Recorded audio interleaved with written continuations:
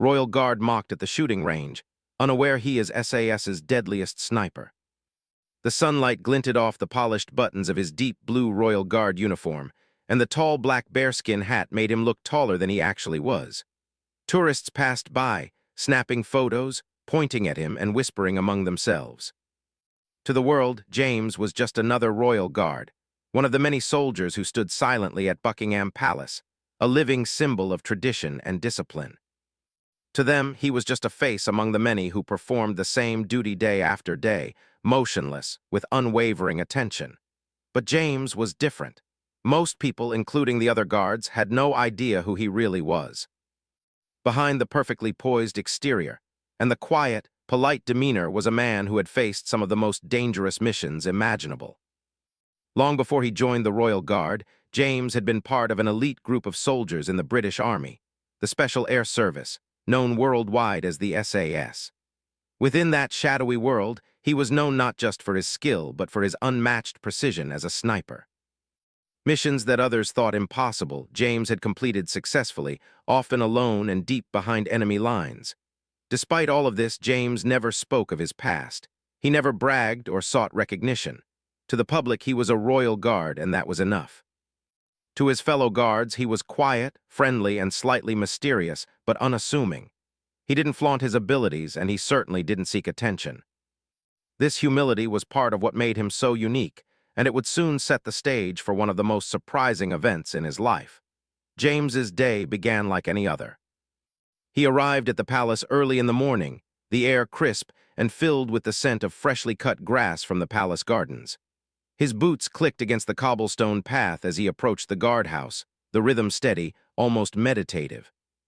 Inside, his colleagues were already preparing for the morning shift, chatting casually while adjusting their uniforms.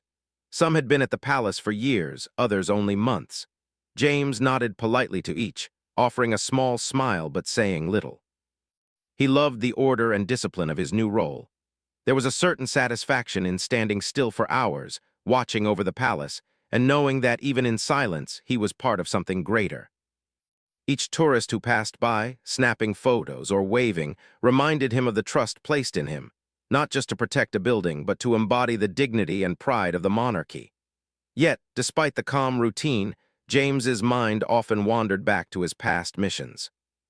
He remembered the countless nights under dark skies, moving silently across hostile territory. He remembered the tension in his muscles, the sharp focus required to make a single perfect shot from hundreds of meters away. He remembered the weight of responsibility, the lives depending on his accuracy, and the silent relief when a mission succeeded. These memories were never far from his mind, even now, as he stood perfectly still in the middle of a busy tourist area. James's colleagues, however, knew nothing of these memories. To them, James's quiet nature was simply shyness or humility. They joked about his calm demeanor, teasing him good-naturedly during breaks. "James, you move like a statue," one would say, nudging him playfully. "Are you even human, or did they just plant a wax figure here?" James would smile politely, nod, and say nothing, letting the conversation drift. He enjoyed the camaraderie but never let it distract him from his duties. To him, being a Royal Guard required more than standing still. It required discipline, patience, and attention to detail, qualities he had perfected in the SAS and now brought to a completely different kind of battlefield. After his shift, James would often visit the shooting range nearby. It was a modest place, not grand or crowded, but it allowed him to keep his skills sharp. While his colleagues treated it as a casual hobby, James approached it with the same seriousness he had in the army. Each shot, each target, each movement was deliberate. Yet even here, he remained unnoticed for the extraordinary talents he possessed. On one particular day, a few of his colleagues followed him to the range. They were curious about what he did in his spare time, and they were expecting something ordinary, maybe a few target boards and some casual practice. They had no idea what awaited them. James sat up quietly, unpacking his rifle with care. The metallic click of each piece fitting perfectly into place was the only sound for a moment, and the others watched, slightly bored at first, until they noticed his meticulous routine. One guard whispered to another, "He's taking this way too seriously." "It's just a hobby, James, not a mission in Afghanistan." James didn't respond. He never did. His eyes scanned the targets with a calm intensity, calculating angles, distances, and environmental factors that most people would never consider. The others laughed among themselves, mocking him gently. "Watch out, he's going to hit the bulls from across London," one joked. "Yeah, right," another replied, shaking his head, and then he fired. The first bullet hit exactly where he aimed, perfectly centered on the target. The others blinked, surprised, and whispered among themselves. He fired again and again, each shot landing with flawless precision. What had seemed like a simple target practice turned into an awe-inspiring display of skill. The mocking laughter stopped abruptly, replaced by stunned silence. One of the older guards, who had served for decades and seen many skilled marksmen, stepped closer, squinting at the distance. He's incredible," he murmured, but James, as always, remained calm. He didn't gloat or react. His eyes were steady, his hands perfectly controlled. He had done this many times before, and yet there was no pride in his performance, only focus. The incident spread quickly among the Royal Guard community. Those who had mocked him now watched with a mix of respect and disbelief. No one had realized that the quiet, unassuming man they had joked about was in fact one of the deadliest snipers the SAS had ever trained. His reputation in the elite military world was legendary, yet in the palace he remained anonymous, blending in with the crowd, a guardian of tradition and security. This dual life fascinated James. On one hand, he was a silent symbol of ceremonial precision. On the other, he was a man capable of extraordinary feats that most could only read about in books. Yet, he never let the two worlds collide publicly. He believed in humility, in letting actions speak louder than words. Even in moments of astonishment or praise, he remained composed, a testament to the discipline instilled in him from years of elite military training. As the day ended and James returned to the palace, he reflected on the irony of his situation. Here he was, a man who had faced life-and-death situations, now quietly standing in front of a historic building, watched by thousands, yet largely unnoticed for who he truly was. There was a strange comfort in it. In this world, skill was recognized quietly, respect earned subtly, and humility was a choice. His fellow guards, now more respectful than ever, often tried to engage him in conversation about his shooting skills. But James would simply smile, nod, and redirect the topic to something mundane, a detail about the palace, the garden, or a visitor's question. He never sought the spotlight because for him, the work itself, whether in the SAS or as a royal guard, was enough. James's story, though largely unknown, was a quiet reminder that appearances can be deceiving. The man who stood silently, polished and precise, could also be the one who, in another life, saved lives through skill, courage, and calm under pressure. And though few knew it, every action he took, every decision he made carried the weight of that hidden past, shaping him into the man he was today, a royal guard, a protector, and a silent hero. As night fell over the palace, the tourists departed, leaving the grounds quiet and peaceful. James remained at his post, the soft glow of the lamps highlighting the sharp lines of his uniform. He stood still, calm, unwavering. In that moment, he was exactly where he was meant to be. And though no one watching could know it, the same hands that now rested on his ceremonial rifle had once made history in shadows, where precision, patience, and courage meant the difference between life and death. After a long day at the palace, James Carter returned to the small, modest apartment he rented not far from Buckingham Palace. The city hummed quietly outside his window, a contrast to the serene, controlled world inside. Despite the tourists, cameras, and chatter of his colleagues, James cherished these moments of solitude. It was here, away from the public gaze, that he could relax, reflect, and prepare for another day of ceremonial duty. But even in the comfort of his apartment, James's mind often drifted back to the shooting range. Earlier that day, a few of his fellow guards had followed him there out of curiosity.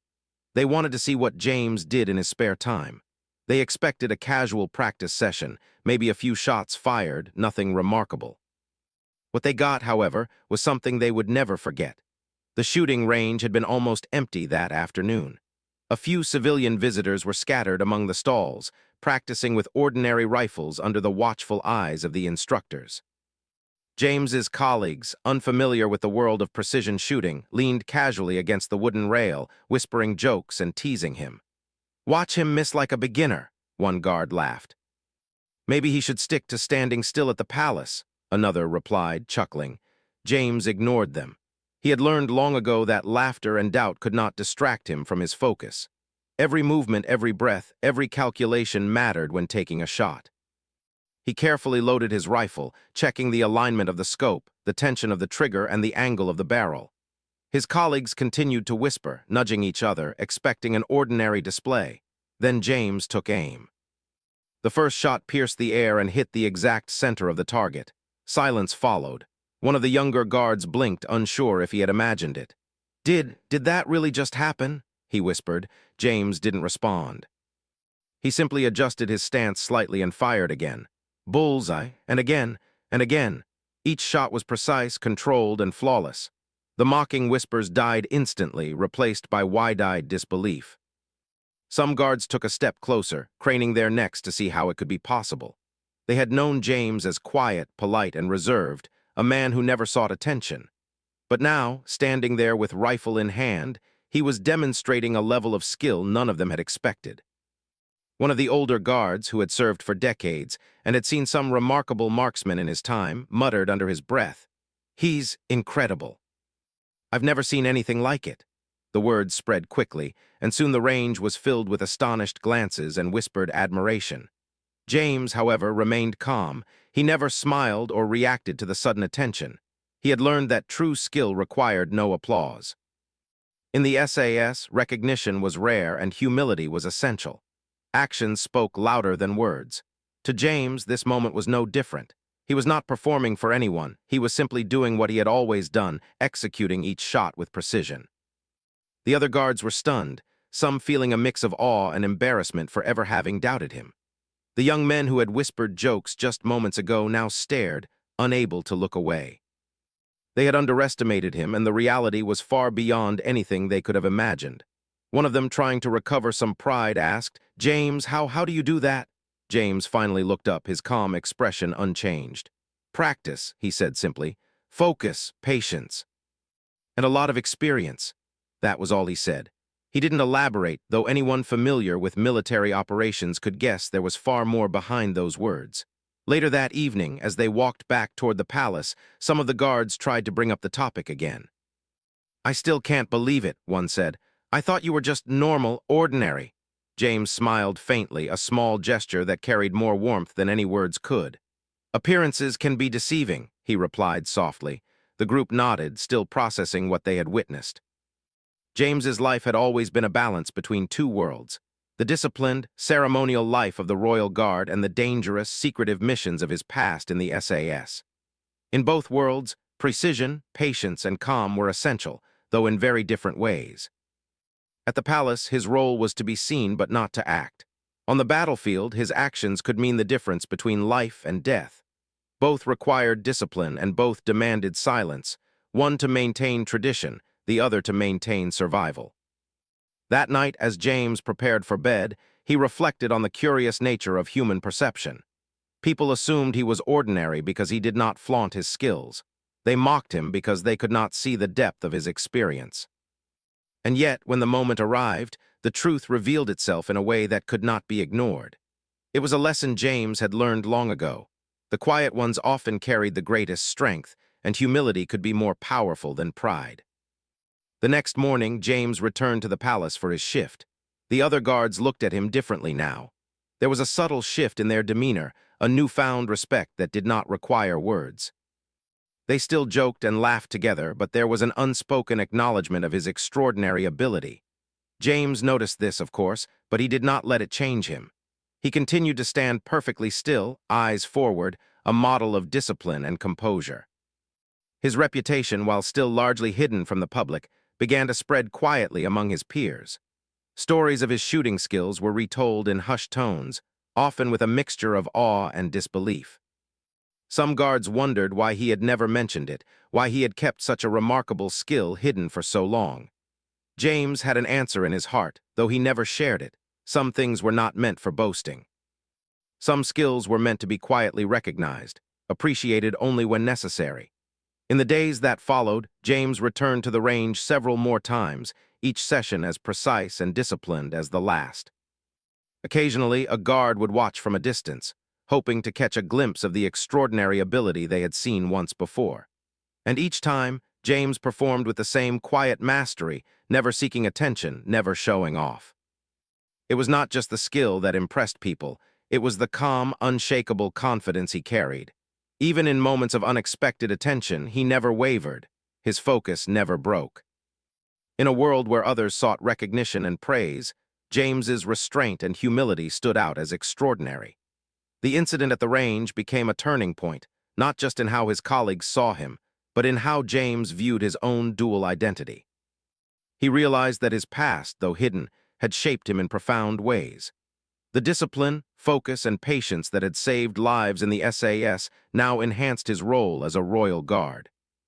Standing still for hours, maintaining composure in front of thousands of visitors, and performing ceremonial duties with perfection were, in a sense, an extension of the same skills he had used on the battlefield. James also understood the value of perception. Most people saw only what was in front of them: the uniform, the posture, the ceremonial routine. Few could imagine the depth of experience, the countless hours of training, and the quiet courage that lay beneath the surface. This duality fascinated him. To be underestimated, only to reveal one's true skill when necessary, was a power in itself, a subtle, silent authority that commanded respect without words. As the weeks passed, James continued his routine. He remained a figure of calm and composure at the palace, while his skills as a marksman continued to inspire quiet admiration among his peers.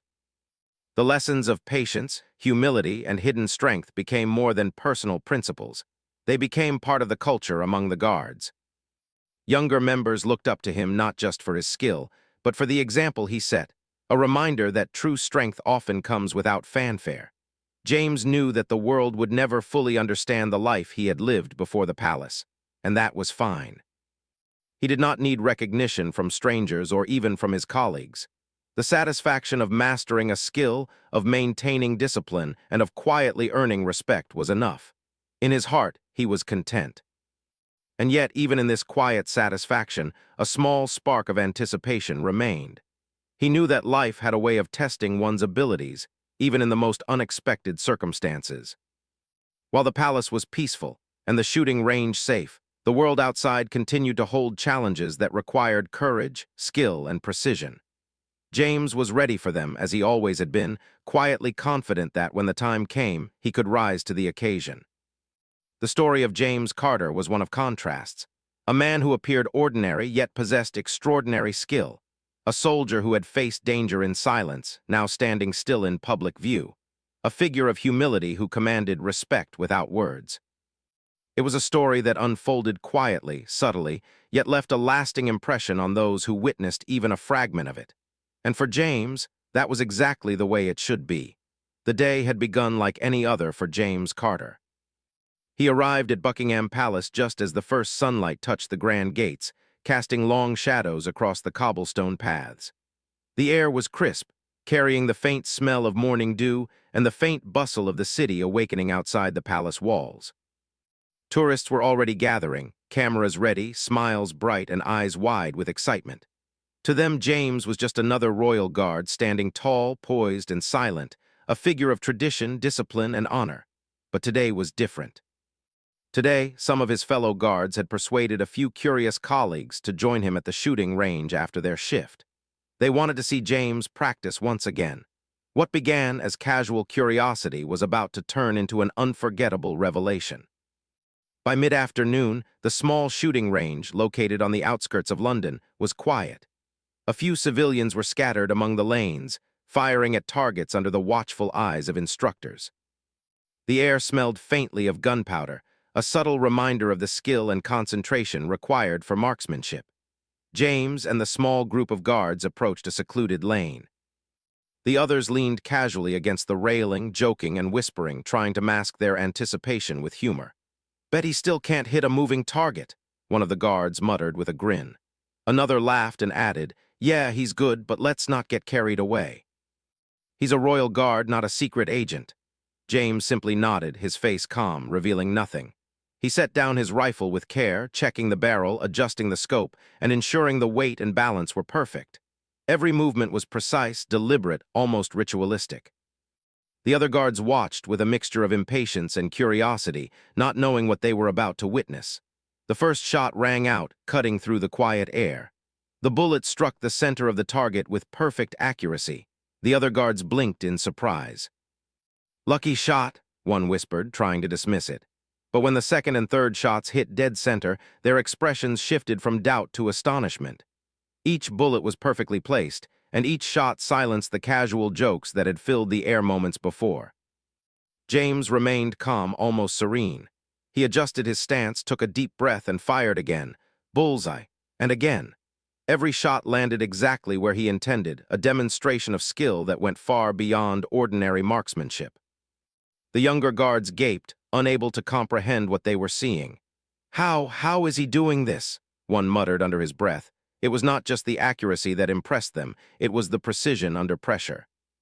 The rifles were not specially modified, the targets were at varying distances, and yet James handled every variable effortlessly.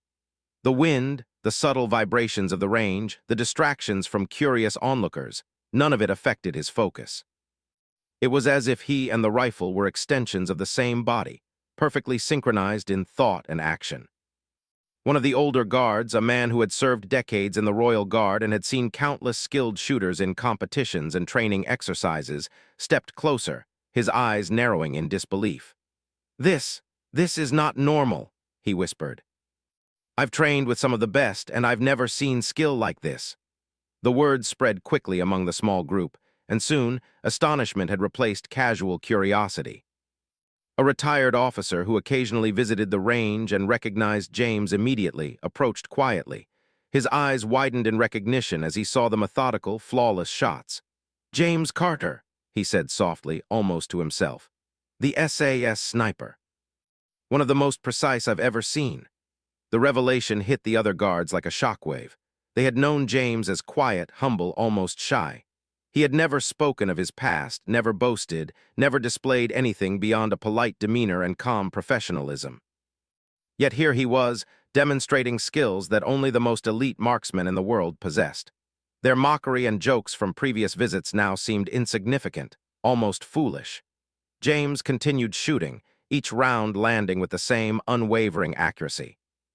The sound of bullets striking the targets echoed in the quiet range, a rhythmic testament to discipline, experience, and control.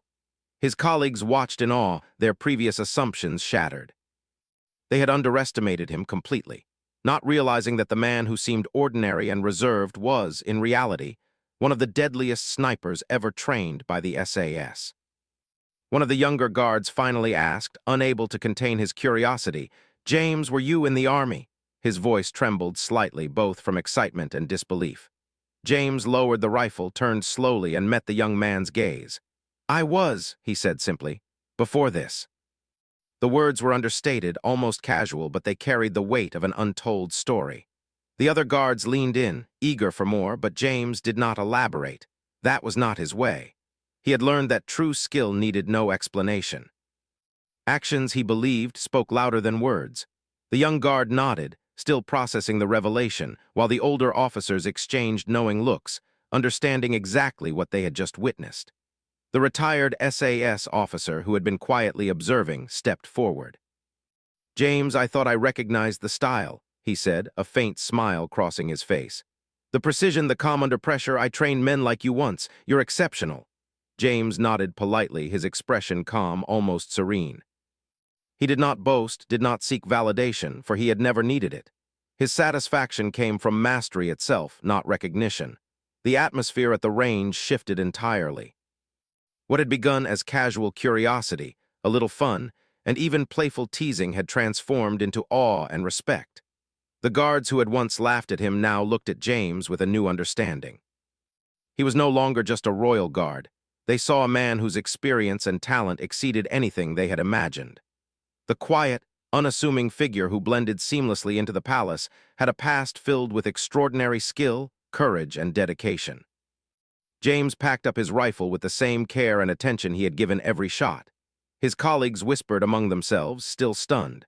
Some tried to ask questions, but James simply smiled faintly, nodded, and offered no further explanation. There was a lesson in that silence. True mastery does not need applause, and greatness often reveals itself quietly, without fanfare. On the walk back to the palace, the guards were unusually quiet. The earlier jokes, laughter, and mockery had vanished, replaced by thoughtful reflection. They could not ignore what they had seen. One guard, breaking the silence, said softly, "I don't think I'll ever look at him the same way again." The others nodded in agreement, each silently acknowledging the truth. They had underestimated James, and the revelation had left a lasting impression. Back at Buckingham Palace, James resumed his ceremonial duties as if nothing had happened. Tourists passed, cameras clicked, and the world continued in its usual rhythm. To them, James was still just a royal guard, standing tall, disciplined, and silent. But among his colleagues, everything had changed. The quiet respect that now followed him was different from casual camaraderie. It was a recognition of something deeper, something earned through experience, discipline, and mastery that few could ever achieve. Even James felt a quiet sense of satisfaction. He had never sought acknowledgement, but he understood the value of respect earned through action. The day had proven a simple truth he had always known. Appearances could be deceiving, and the quietest people often carried the greatest strength. The lesson, however, was not just for others. It was a reminder to himself of the journey he had traveled, from the rigorous, dangerous training of the SAS to the calm, disciplined life of the Royal Guard. Both worlds demanded focus, patience, and control, though in very different ways.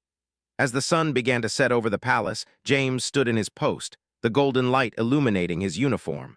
Tourists took their photos, and passers-by marveled at the regal precision of the guards. No one could imagine the full story behind the calm, steady figure before them. No one could know the countless hours of practice, the missions completed, or the courage displayed in situations far beyond ordinary life. James's revelation at the range became a story whispered quietly among the guards, a tale of humility, skill, and hidden talent. Younger members looked up to him not just for his remarkable abilities, but for the way he carried himself, calm, disciplined, and unassuming. Even those who had once mocked him could not help but admire his composure and quiet mastery. And yet, James remained the same man he had always been. He did not change because of newfound respect, nor did he seek attention for his skills. The lessons of the past, learned in the shadows of secret missions and extreme training, remained firmly rooted in his approach to life. Discipline, focus, humility, these were the principles that guided him, both at the shooting range and in the public eye. The day had ended, but the impact lingered. James had shown the world, or at least the small circle that mattered, that true skill was often invisible until revealed. That respect was earned quietly, and that the quietest individuals often held the greatest power. It was a moment of revelation, a quiet triumph, and a testament to the man James Carter truly was, a royal guard in the public eye and one of the deadliest snipers in private, his talent hidden but undeniable. As night fell, James returned to his apartment, reflecting on the day. The city lights twinkled outside, and the quiet streets seemed peaceful, almost serene. He knew that life would continue as usual, the palace, the routines, the public appearances. But he also knew that he had reminded his colleagues, and perhaps himself, of something important.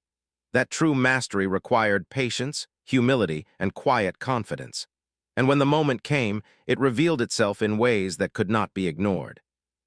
James prepared for bed, his thoughts calm, his mind clear.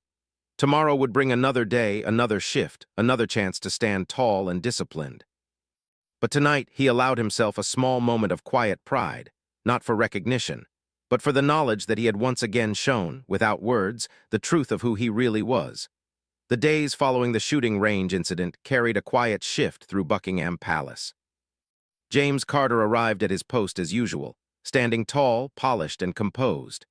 The tourists moved past him, cameras flashing, children pointing and waving, entirely unaware of the extraordinary story behind the silent figure. But among his fellow guards, the atmosphere had changed. The casual jokes, the playful nudges, and the whispered teasing had given way to subtle respect, the kind that cannot be forced or demanded, only earned. James noticed it, of course. He noticed the small gestures of acknowledgement, the careful glances that recognized his precision and skill. And yet he remained unchanged. Humility had always been his guide, and it remained so now.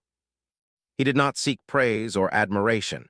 He simply continued to perform his duties with the same discipline and dedication that had defined him throughout his life.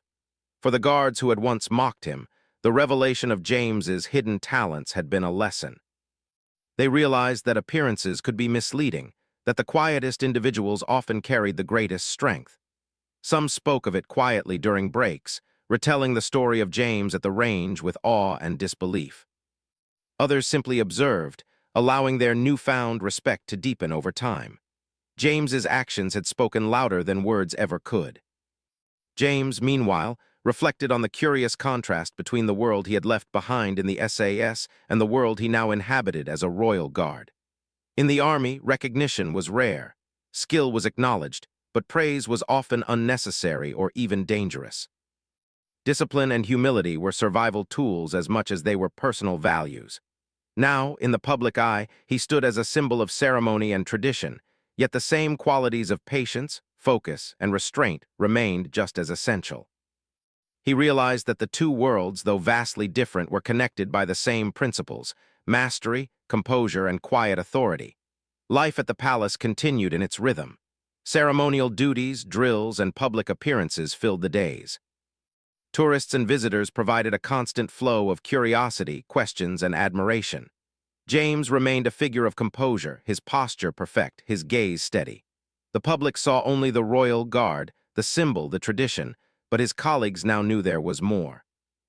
They understood that behind the uniform stood a man whose life had been shaped by extraordinary experience and dedication, a man whose quiet strength could not be measured by appearance alone. James's interactions with his colleagues also began to change, though subtly. The camaraderie that once included gentle teasing evolved into mutual respect. Younger guards looked up to him, not just because of his talent, but because of the example he set.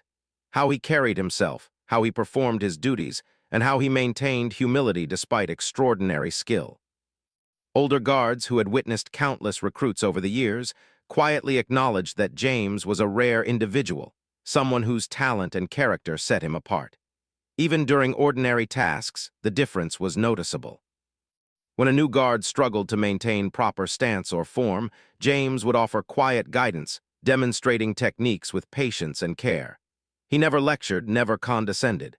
His instructions were simple, clear, and effective. The younger guards absorbed his guidance, sometimes without fully realizing that they were learning from one of the most skilled marksmen in the world. It was a subtle mentorship, a passing of knowledge that went far beyond the ceremonial routines. James also found moments of personal reflection amidst the routine. In the quiet hours, when the palace grounds were empty and the city slept, he would think of his past missions, the choices he had made, and the discipline that had carried him through countless challenges.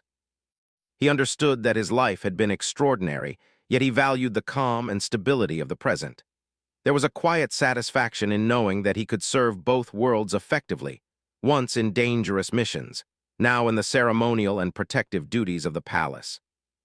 The incident at the range had left a lasting impression, but James did not dwell on it. He understood that true respect was earned continuously, not in a single display of skill.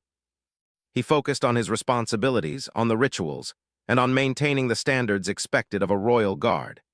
Each step, each posture, each measured movement was an opportunity to demonstrate discipline and dedication, quietly reinforcing the respect he had already earned. Visitors to the palace often commented on the calm professionalism of the guards, the precision of their formations, and the silent authority they projected.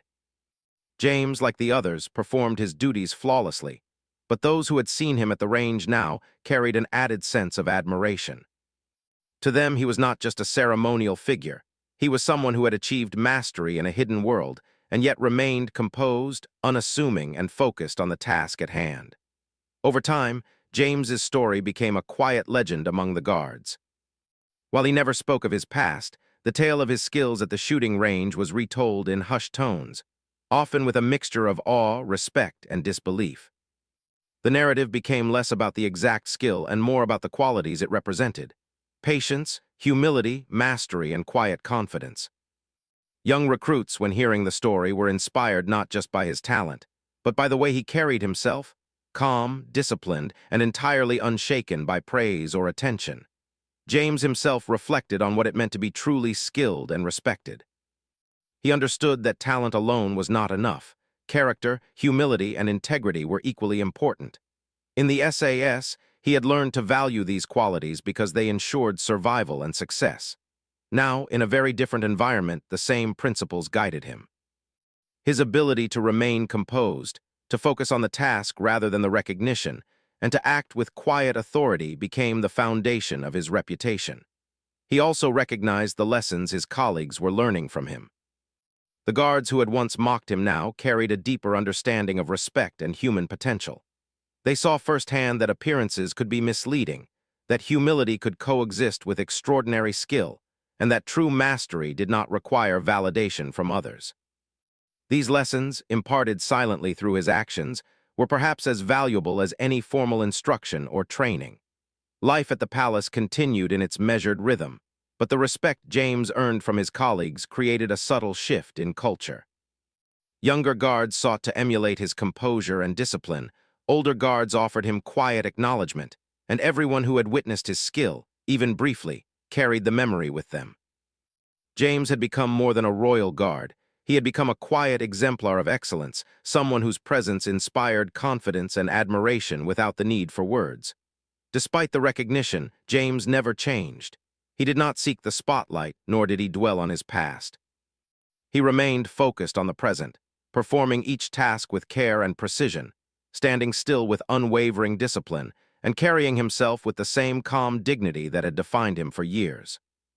The world outside may never know the full story, and that was exactly how he preferred it. One evening, after a particularly long shift, James walked through the palace gardens, the golden light of sunset casting warm hues across the neatly trimmed hedges and gravel paths.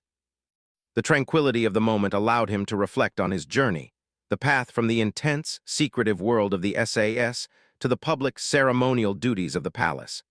It had been a transformation of roles, but not of values.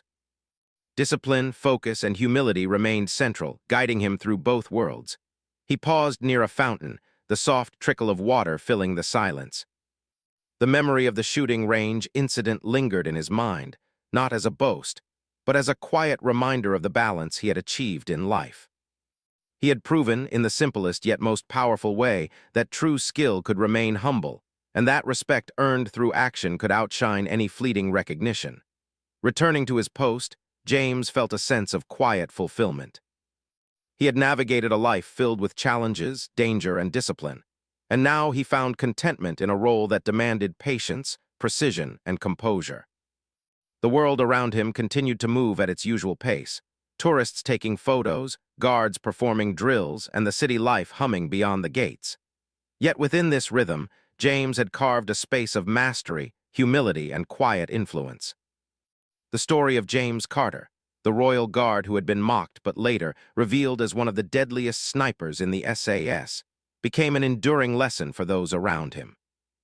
It was a reminder that appearances could be deceiving, that humility could coexist with extraordinary skill, and that true mastery did not require public recognition.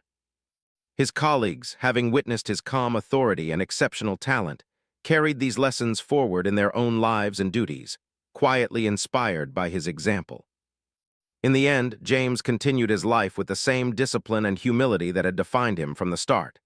Each day, he stood tall, polished, and composed, a figure of tradition and excellence. He remained a silent protector, a symbol of dedication, and a reminder that the quietest individuals often hold the greatest strength. His story, though largely hidden from the public, left a lasting impact on those who knew him, a testament to the power of humility, discipline, and unwavering focus. And as James stood in his post each day, the sun rising and setting over the palace, he knew that true respect was earned through action, not words. He understood that mastery required patience, that humility could inspire admiration, and that the quietest people often made the most profound difference. It was a life lived with purpose, discipline, and grace, a life that commanded respect without ever needing to demand it.